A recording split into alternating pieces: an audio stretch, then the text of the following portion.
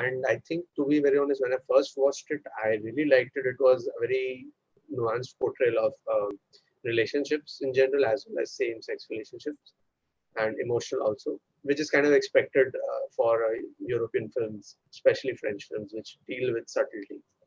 So, and it was also fascinating to see, a same-sex relationship, that too of two women. What I did notice, one thing is the way those sex scenes were directed. Obviously, there is um, a level of intimacy that those scenes reach that very few films can do, because the director goes it goes beyond the boundary. Like, we don't really expect a film to go, the camera to go in any film up close to the characters so much. Got a dope flow in my patience only makes me ice cold. It's been a while, your friends have only told me your resentment towards us just makes me lonely. Hi Vashist, welcome to my podcast, which is called Spoiler Alert with me, Cinephile Sanket. So Vashist, in this episode, we are discussing a queer cinema film which is called Blues the Warmest Colour. And so, first of all, Vashist, when did you watch this film for the first time, and what was your experience like watching this film? So I first watched the film back in 2021 in the month of June or July, and obviously the film is kind of very infamous for its graphic scenes, which almost everybody talks just about that. But obviously, it's a 3 hour long film, so there's more to that than those things. And I think, to be very honest, when I first watched it, I really liked it. It was a very nuanced portrayal of relationships in general, as well as same-sex relationships and emotional also, which is kind of expected for European films, especially French films, which deal with subtlety. So, and it was also fascinating to see, a same-sex relationship, that too of two women, from the lens of a male director. So it's kind of a different perspective on that. Obviously, it won't be as as personal as it were if it were a female director. But since I myself am an aspiring filmmaker, so it's kind of like I can take cues from a filmmaker like this if ever I want to create a story like that based on queer cinema. So that's one thing that I really like. And usually, you have lesbian oriented films directed by male directors, which can, tend to tend to border on sexualization and fetishization, and the nuance that gets kicked out. But here, those issues were there, but he meant that balance is there, that makes you feel you're invested in the emotional journey of the characters. Oh, okay. As you just mentioned that everyone got to know about this film because of its uh, that 20-minute, no, the 15-minute sex scene, the that famous graphic sex scene. Actually, I'm to say that I also got to know this film about because of this scene. But when I initially watched this film, I said, wow, it's like a just a beautiful love story between two girls, and also it's also a coming of age film about a girl named Adèle, and she's exploring her sexuality, like from her early, from her teenage.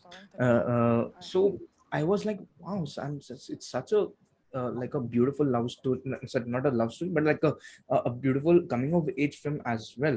And everyone in our childhood as well, I thought that there might be a point in our life that we might have had some feelings for a person who might have impacted our life in let's just say in college or school time. So this is like this film actually pays kind of a nostalgia thing for us when we watch this film, and when I watched this film, actually this film kind of made that as well.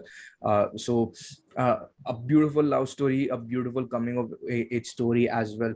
But initially I didn't knew about like what's the title got to say about the film, but then actually I got to know that okay, blue is actually a cool color, but still I couldn't figure out what's actually what does the title say about the film, why is here a why is blue here a warmest color. So actually still haven't figured out the title, the meaning of the title. So can you tell me what it's the meaning of the title I think even I haven't really kind of thought about this, why is it given Mhm. a title like that. But from what I like reading the title, what I get is, as you mentioned, blue is a cool color. It represents, a calmness and peace. So it's like, and when you're pairing it with something like warmth, I think that's kind of a significance of how the film deals with physical intimacy, because you say, right, you feel the warmth of somebody's body, Hmm. somebody close to you, Oh. when you talk about physical intimacy, right? So in that sense, since this is a very very intimate film, which goes very deep into the relationship of the two characters, so that's why I guess the title, this is what the title they came up with, because it kind of represents the calmness and peace that you feel with a person who you can completely trust and you really love, and the warmth that you feel with them. Hmm. So you can say But that could be one Vashist, when you interpretation. watch this film, when you watch the sex scene, particularly that graphic sex scene, uh, what did you first thought about that? Did you think that anything could happen, like this kind of thing could happen in a French cinema? Like, what were your thoughts on that as well?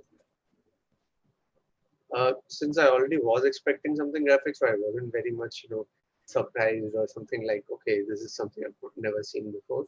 Hmm. And since I have explored a lot of cinema that has a lot of intimate scenes, which is, so I'm kind of, it's like right now it's normal for me. But what I did notice, one thing is the way those sex scenes were directed.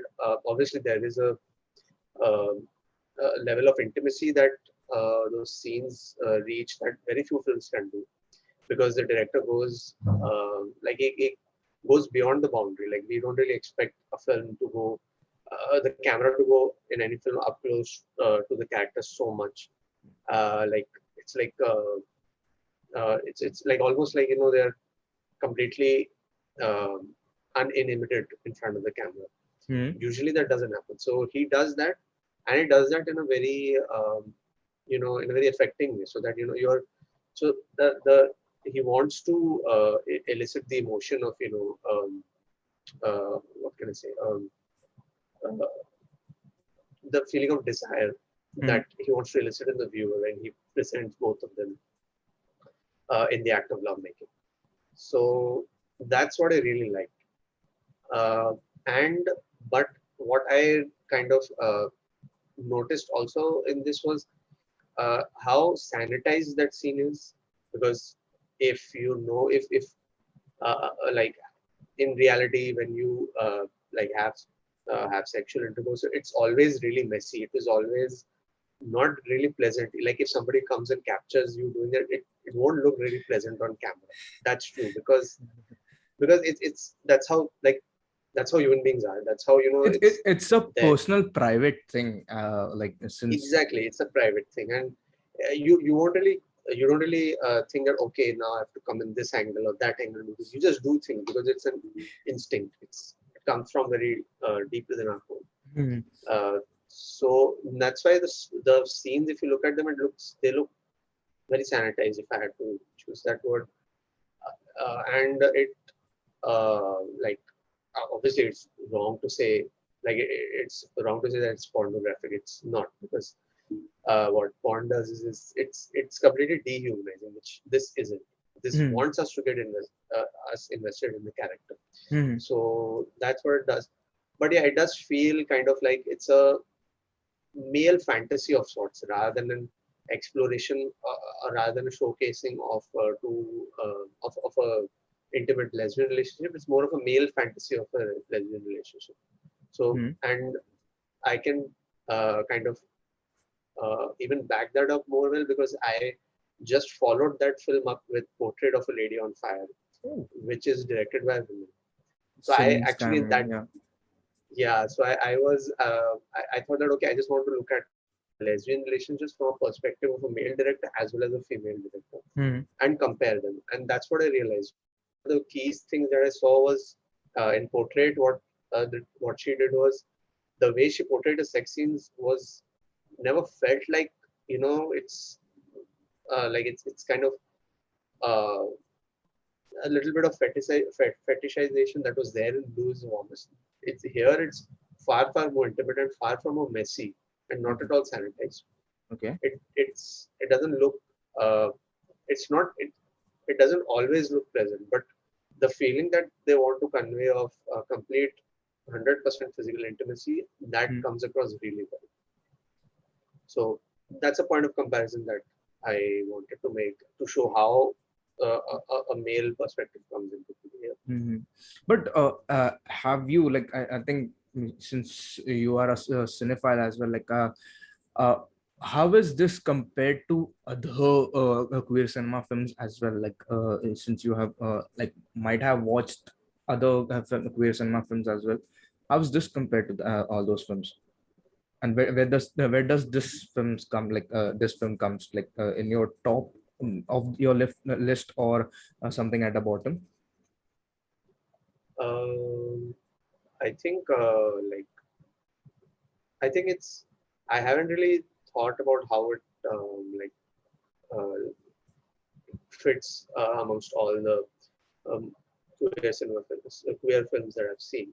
Hmm. Uh, because at this moment, when I think about okay, what films I've seen related to queer cinema, the films that come to my mind are Portrait of a Lady on Fire, this, and the track in Made in Heaven, the show. Oh yeah. And right, I can't recall what other films I watched. Mulholland Drive, you can take one example, but since same-sex relationship isn't the focus of the film, like these films or these Hmm. shows. Okay. But if I had to compare, I would say that a film like Portrait or a show like Made in Heaven, Hmm. uh, like show it in a much more better way, in a much more emotionally affecting way as compared to Blue. Hmm. And not surprising, both Made in Heaven and Portrait have female directors.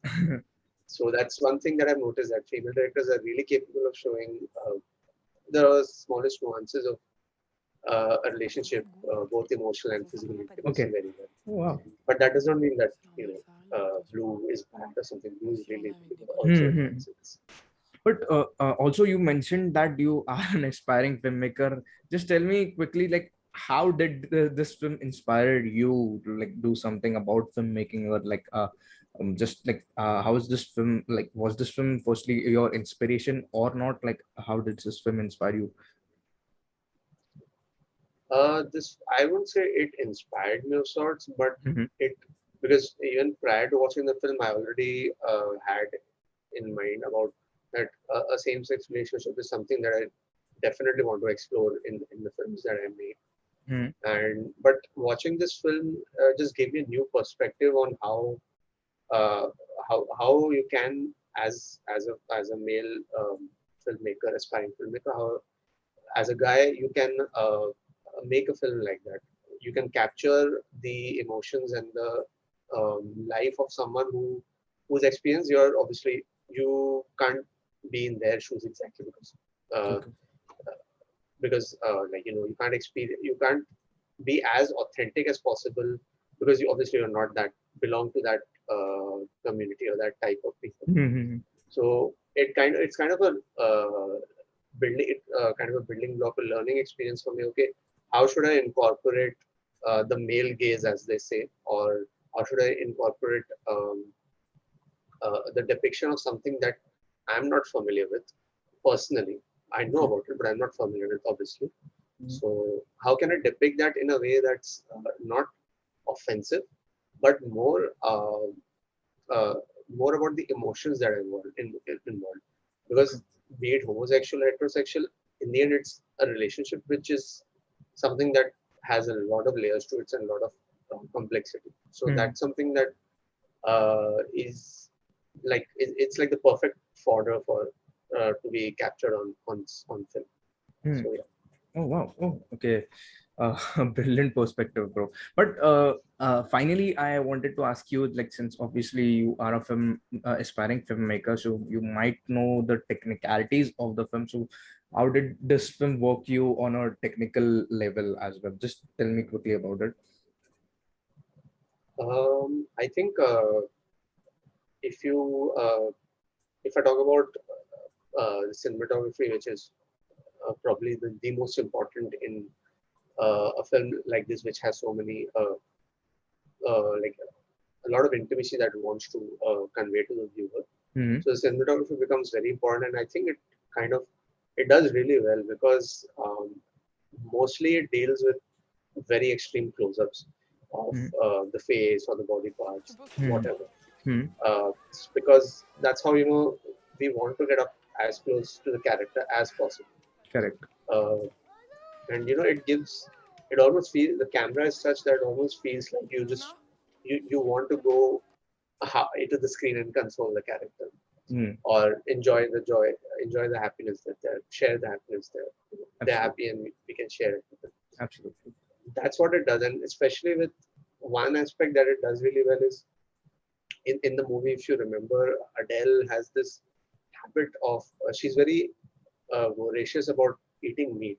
Like she loves that, and that's kind of juxtaposed, you can say, with her obsession.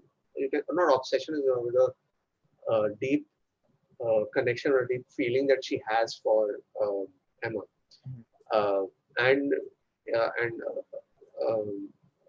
skin to skin or body to body, that human touch, the obsession and the not obsession, but the deep connection that or the deep desire that she has for that.